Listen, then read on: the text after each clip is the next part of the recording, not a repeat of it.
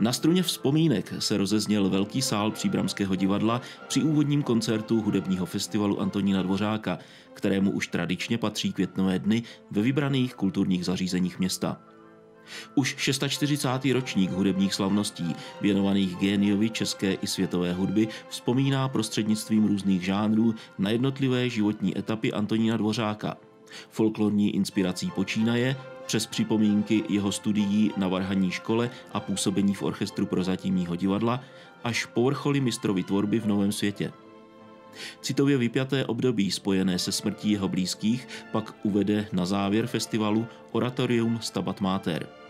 Tématem je život Antonína Dvořáka, ale trošku z jiného úhlu, než jsou posluchači nebo diváci zvyklí.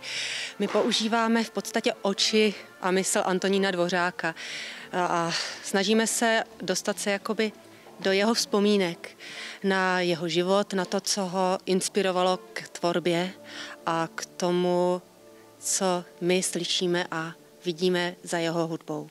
Jako zajímavost například máme koncert složený na téma Furiant.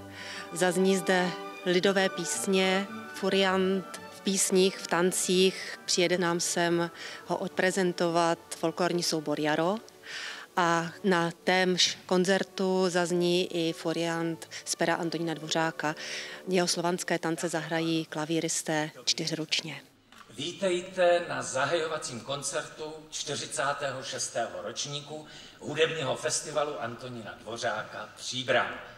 Jako interpreti se po Pardubické komorní filharmonii s dirigentem Markem Štylcem festivalovému publiku letos představí například příbramská rodačka Michaela Káčerková, Doležalovo kvarteto nebo Karlovarský symfonický orchestr.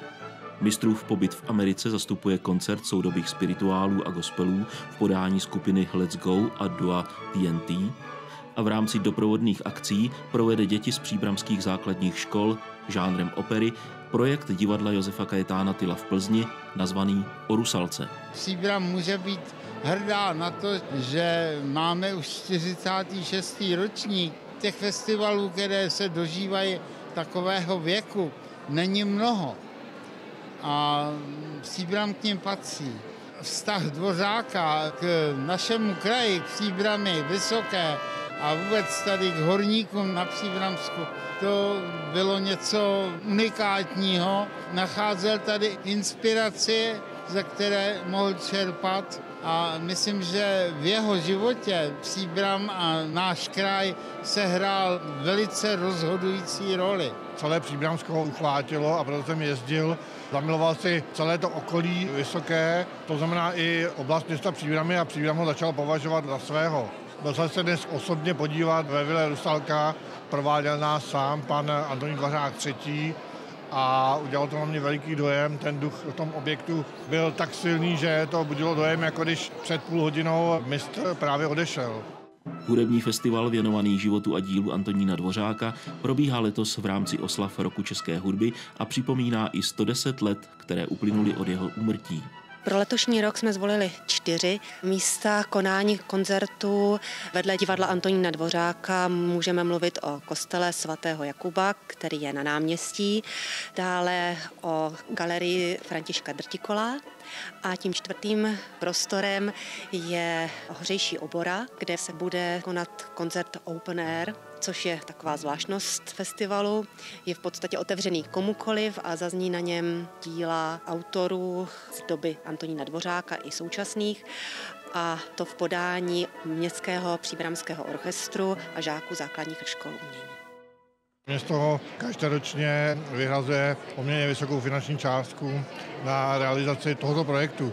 Stali jsme se i po letech součástí asociace hudebních festivalů, což zvýšilo i prestiž tohoto našeho festivalu a jsme rádi, že se nám tady schází špičkoví umělci, což dneska potvrdila i paní Gabriela Beňačková.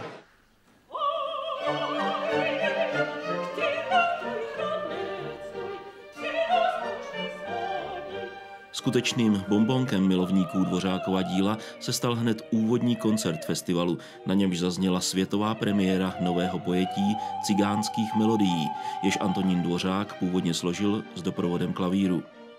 Cyklus 7 písní na slova Adolfa Hejduka, které patří k pokladům české hudební tvorby, převedla do orchestrální partitury skladatelka Sylvie Bodorová.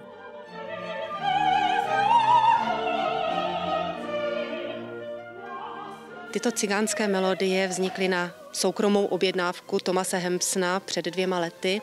Bohužel týden před zahajovacím koncertem Thomas Hampson onemocněl a nám se podařil takový malý, nebo spíš řekla bych velký zázrak, že se v podstatě jeho role ujala fantastická sopranistka Gabriela Beňačková a vystoupila se stejným repertoárem, tedy s cigánskými melodiemi Antonína Dvořáka. Paní Sylvie Bodorová přepsala celý orchestrální part pro doprovod sopránu a my díky účasti Gabriely Beňačkové a paní Sylvie Bodorové, která udělala opravdu zázračný počin, tak jsme měli světovou premiéru orchestrální úpravy. Vy jste se pustila do velmi nelehkého úkolu a to je adaptace Dvořákových písní. Jak se to dělá?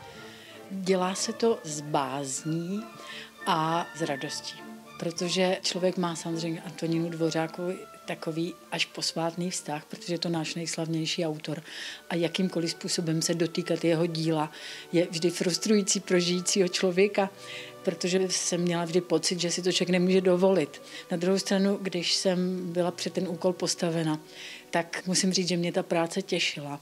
Je to zavazující, dáváte si strašně pozor, aby člověk dodržel to, co tam Antonín Dvořák má v těch notách naprosto přesně a zároveň ale do té instrumentace musíte vložit trošku ještě něco navíc, protože to v tom klavírním partu samozřejmě není. Takže je to takové věčné dilema, co si člověk může dovolit a co si už dovolit nemůže. Ale musím říct, že nakonec mě ta práce velmi těšila.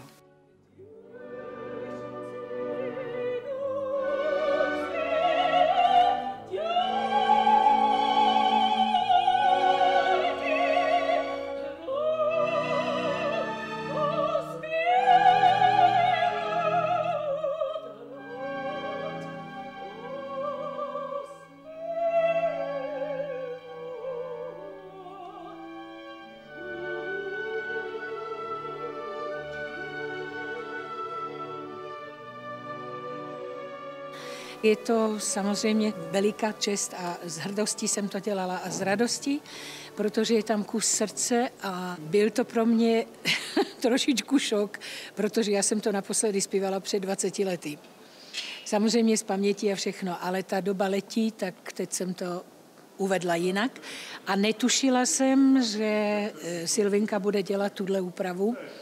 Takže myslela jsem, že budu mezzosopránovou polohu zpívat, tak jak měl pan Thomas Hampson baritonální udělanou, ale přece jenom to zvládla a jsem nesmírně šťastná. Kdybych byla mladší, tak už se vrátím jenom k téhle verzi. A přestože Rusalka i další Dvořákova díla zněla v podání Gabriely Beňačkové v Metropolitní opeře i na dalších světových scénách, ze své lásky k odkazu českému hudebnímu géniovi se neváhala vyznat ani před příbramským publikem.